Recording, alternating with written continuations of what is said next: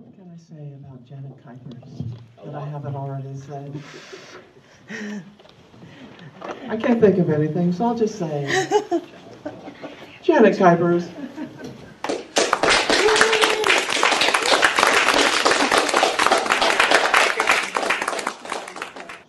Oh, yes, I know. That's If you don't mind. That is the drawback. Oh, thank you.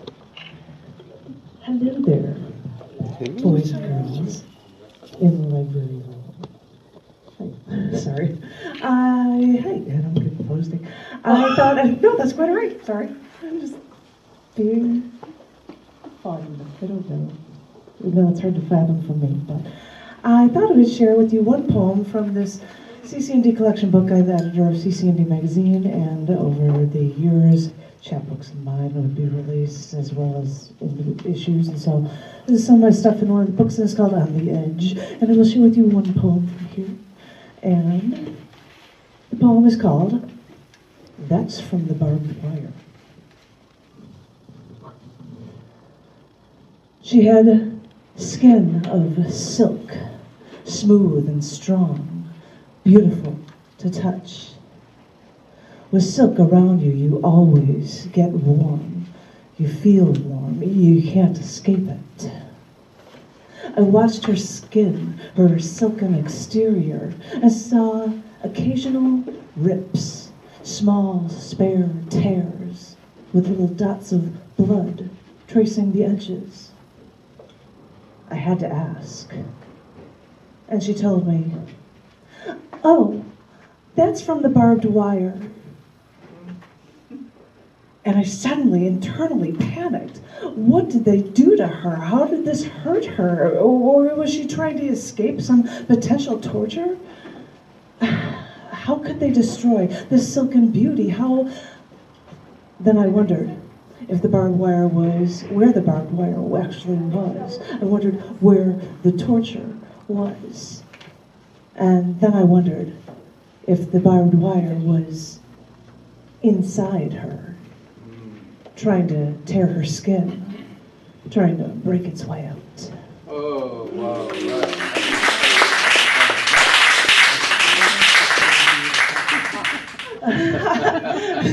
Me with my gripping stuff. Hi, I thought I would share 2 new poems. For those who do not know, I decided I would write a poem every single day in 2019.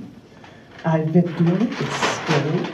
And so I look for a lot of things for holidays or whatever, so I had like, hey, give me a reason to write something on this one day. And so I wrote a poem on Edible Book Day called Eat Your Words. With the family sick and in bed yesterday, I thought about the edible book festival that I was at home missing out on. With my library of books both made and read, I wondered if paper was actually edible. And then I saw how people celebrated this day by not actually eating books, but making facsimiles of books, like making pastries where the icing made the food look like a book.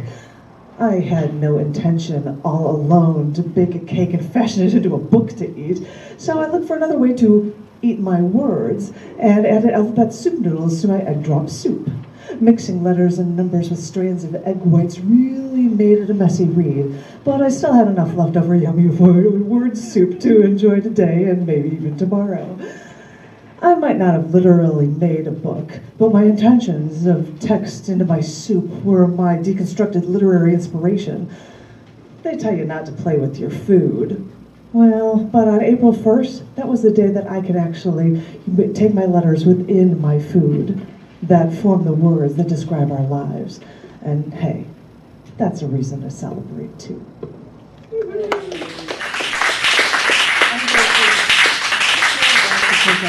It was an Instagram photo too. I'm gonna see if I can scroll down.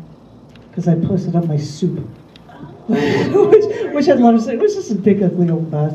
Oh yes, I have to show you the phone. And that's with the thing. There's, hey, and that's what, you eat your soup. So I was like, wait, I got a drug soup. Why don't I just take a bunch of these noodles that I've got sitting in this alphabet soup mix? So why not? Anywho, so the other poem does not have a picture to accompany it. Oh, I'm sorry, you might have wanted to see that. You're behind me. Oh, yeah. It's just, soup with noodles. It was yummy, and I saw that it was good. And I had to say that, I'm sorry. Miracle. I'm sorry, I had to say that. And I saw that. Oh. All right. And this other one that I'd like to share with you today was written on International Scribble Day. Scribble. International Scribble Day. So this is called etching, scribbling, drawing. When I was little, I scribbled inane cartoon characters into a notebook and thought I was doing something groundbreaking, rebellious, or at least worthy. I thought this was actually supposed to be fun. When I was a teenager and sure that the world hated me, I scribbled into a journal toward the end of every year, cataloging all the terrible things that happened to me. I actually still have those scribbling journals. I'm sure that my trait scribblings will be worth millions one day. As I got older, I tried to scribble my thoughts into a computer, but it's not the same as taking a notebook to some secluded seating area outdoors, feeling the Florida morning breeze glide past you as you drink the weak coffee that you only drink on occasions like this, and let your mind reveal itself on the page. Someone asked me to sign a piece of paper today, so I took the pen and found a space to place my name, and then I wondered if the pen would work. So I went to the corner of the page and I started to scribble. Nothing came out at first. Then suddenly ink began to flow. And I started drawing circles within circles. And I scribbled a few back and forth lines intersecting my circles before I decided to sign my name. I thought about scribbling like that and letting go for a minute. And it made me smile.